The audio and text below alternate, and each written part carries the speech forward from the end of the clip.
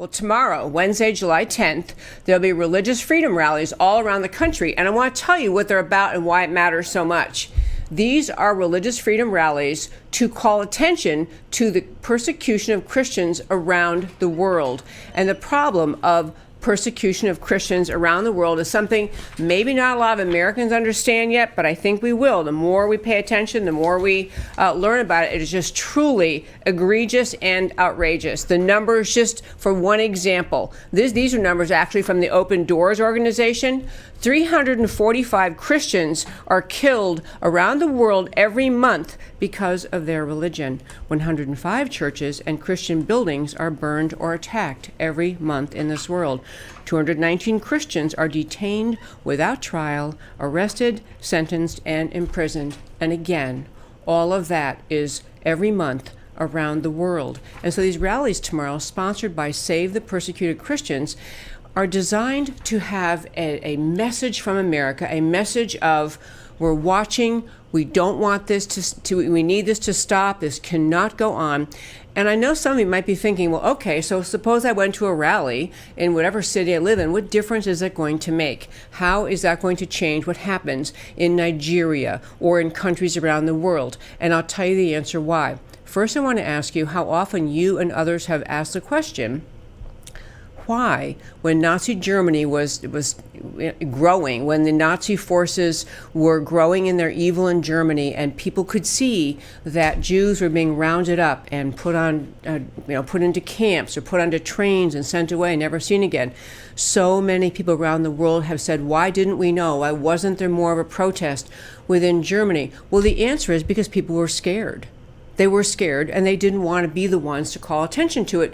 But we don't have that excuse in America. The Christian persecution, well, it does happen in America, the violent, deadly, brutal, ongoing persecution of Christians around the world is something we can protest, we can call attention to. And the value of doing that is this. If we have rallies in America and around the world, large numbers of people showing up and denouncing it, demanding that it will end, we get more attention from the members of the U.S. Congress, more attention from the Trump White House, more attention from the powers that be in our country who could possibly do something about it, put pressure on countries where this is happening. In addition, rallies around this country put more pressure on the regimes that are allowing it to happen and not doing enough to stop it. You get potential attention from the United Nations.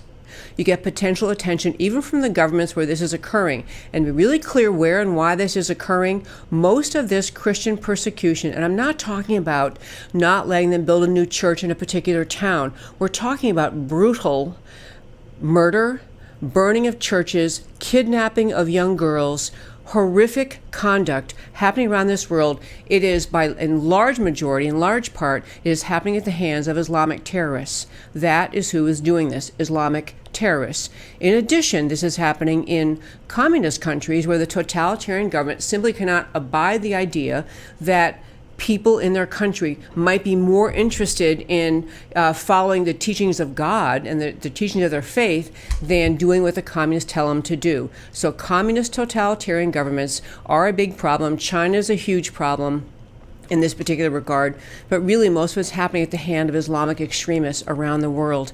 And America, being a Judeo-Christian nation in its founding, if we can't stand up and take a stand and speak up and show up and let the world know we know what's happening and we're going to do what we can to stop it, who else will? And when else is there to do it? But now there are many organizations trying to call attention to this. Open Doors USA, we've had their guy on the show before, and also Save the Persecuted Christians, who's sponsoring these rallies tomorrow. And if you go to the website, religiousfreedomrally.org. It's religiousfreedomrally.org. You'll find the names of 15 cities across the country where these rallies are taking place, and you can rally and show up. And secondly, you can, if you can't go, you can participate in the rally online. There's an online ability to participate in these rallies. And so I just can't urge you strongly enough. You know about it now. You can go to the website religiousfreedomrally.org. Find out there are 15 cities where this is happening: